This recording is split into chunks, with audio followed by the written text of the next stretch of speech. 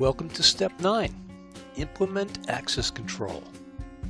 We start with permissions. What are permissions? What an end user is allowed to do on the system depends upon the account used and what that account has been configured to allow the user to do. Most operating systems allow very granular control as to what a particular account is allowed to do. Configure accounts to allow users the access rights necessary to perform their job, but no more.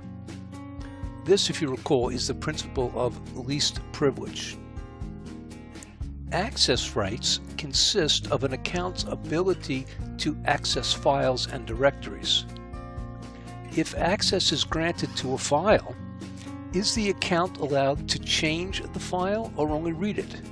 If access is granted to a directory, is the account only allowed to read the contents of the directory, or are they allowed to create new files in the directory, etc.? Creating these rights on a Linux or Windows OS is a very basic admin function, so we won't go into the specifics here. For ease of administration, assign rights to groups of accounts rather than to individual accounts.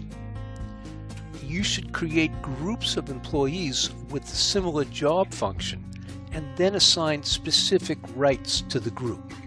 For example, all junior accountants will get a specific set of permissions, while all senior accountants will get a different and probably more permissive set of permissions. All admin assistants will get a specific set of permissions applicable to their job duties, etc. Remote access permissions need to be considered carefully. That is, if Huckleberry is allowed a specific set of permissions if he is sitting in the home office, is he allowed those very same permissions if he is sitting at home, or if he's sitting in a hotel room or Starbucks? For ease of use, many companies will allow Huckleberry to have the same or similar permissions wherever they're physically located, but you should carefully consider the security implications prior to granting such permission.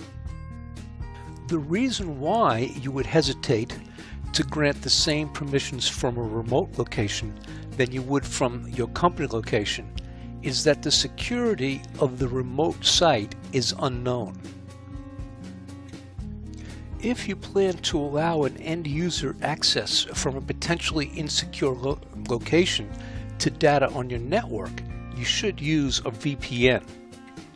A VPN provides secure communication over an insecure public network.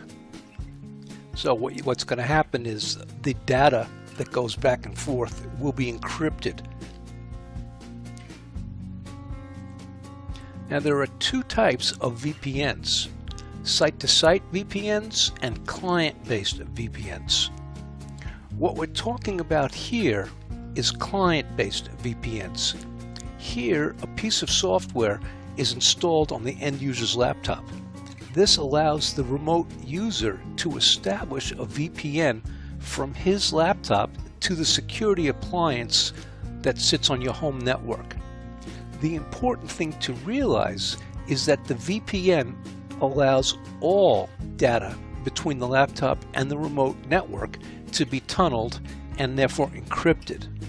So you don't really care if the local connection is secure or not, because even if the data could be sniffed by a black hat, he would not be able to decipher the encrypted data.